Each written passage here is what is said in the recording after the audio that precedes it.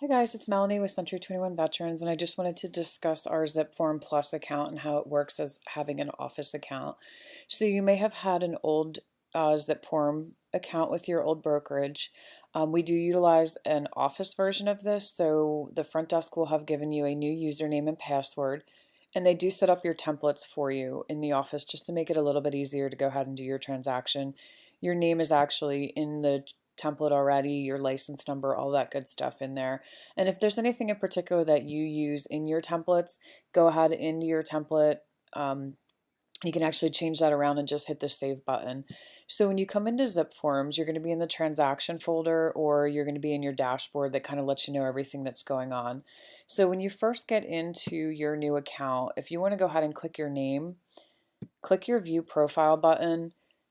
Fill in all the information that you need in here and be sure to put in an email signature. We just had an agent go ahead and put her picture in here for the email. So when you do send something out of here, it's a very professional looking type of email. When you're in here also, you want to go to your settings and you want to go ahead and activate your DocuSign. So that comes from the Board of Realtors. If you guys haven't used DocuSign that way, go ahead and give a call up or let me know. I'll call. Kelly up at the board will actually resend you your username.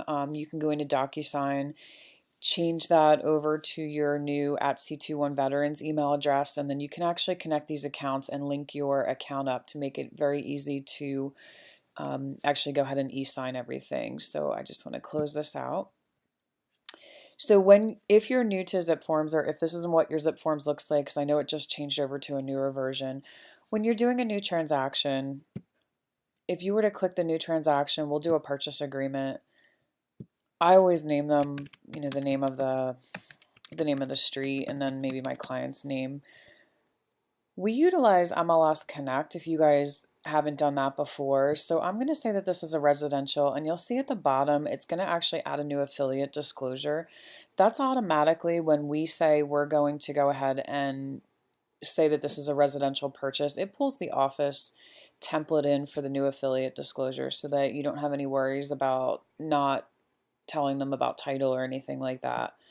You can select your template. Now you'll see your agent template, you'll see global templates. Those are all of the ones that the office has, but those don't have your name in them. So you would want to go ahead and put your agreement of sale template in there.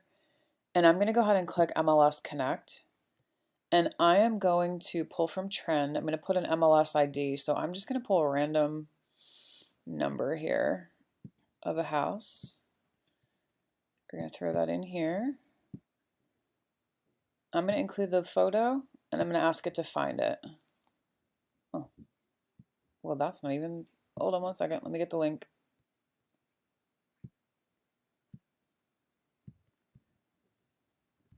Try to put my video in there instead. That's not going to work. All right. So here's our MLS number. We're going to ask it to find it. It's going to pull over the listing. It'll pull over the listing agent's information. So if this is the property that we're looking for, we're going to go ahead and use this listing. And now I'm going to hit the save on the bottom here. Now I'm inside of my transaction. So this is the property information. This is the seller that was pulled over from trend. This is my buyer. So what I'm going to do is, this is the transaction parties. If you guys want to add to this, you can add, delete, all of that stuff. This is the agent. This little button here is your documents. I know with the new system, it's kind of weird with where stuff is. So this is everything that pulled over in your template. If there's something that you don't need, maybe the house wasn't built before 1978, and you want to take the lead paint brochure off, if you click on the drop down, there's a remove button. So you can remove anything that you need. Like I said, the lead-based paint might not be appropriate. So when you're in here, you'll click on your agreement of sale.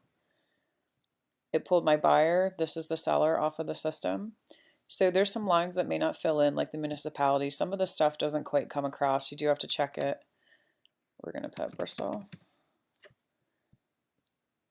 Go through, add your information in here as you need. Date your agreement of sale, all that stuff that you do. Make sure you hit your change button. And then you can e-sign once you're all done. There's also an e-sign button out here.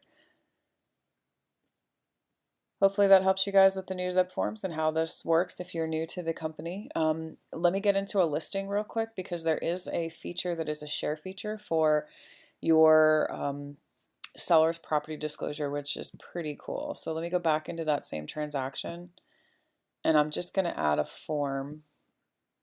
I'm going to search for my seller's disclosure. And what I'm going to do is actually hit the share button. I'm going to add the person I want to add to the transaction, which would be, I'm just going to call myself. I don't want to accidentally send this to a client.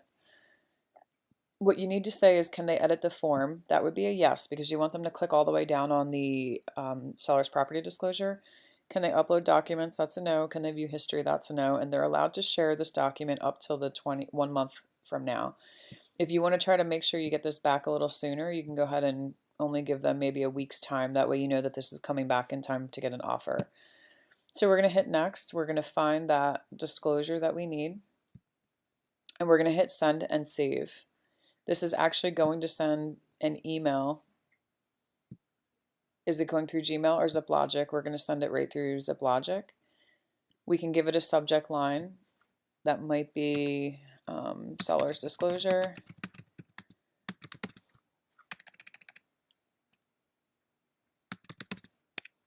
I might give them information here that says, please take your time and answer all questions carefully. Once I send this, they're going to have a week's time to get the seller's disclosure back to me. It's going to let me know when it's back, and then once you have it all complete, it'll be filled in. You'll be able to go back to your transaction. The seller's disclosure will be filled in here, and then you can go ahead and e-sign it to them. You cannot collaborate and share and e-sign at the same time. So they do need to fill it in, and then you need to get it off to them. That locks up the document, so there's no changes that can be made from there at that point. Only other thing I want to mention when you guys are in here is when you're in your transactions, you'll see this little blue button that says submit for review. This is something that ZipLogic has set up. It's not something that we request, so no need to submit anything for us to review. You guys will get your stuff out through e-signature and it'll be back and you'll get it uploaded into your drive. I hope that helps if you're new to our office version of Zipforms. Thanks so much. Give me a call if you have any questions, 215-834-1051.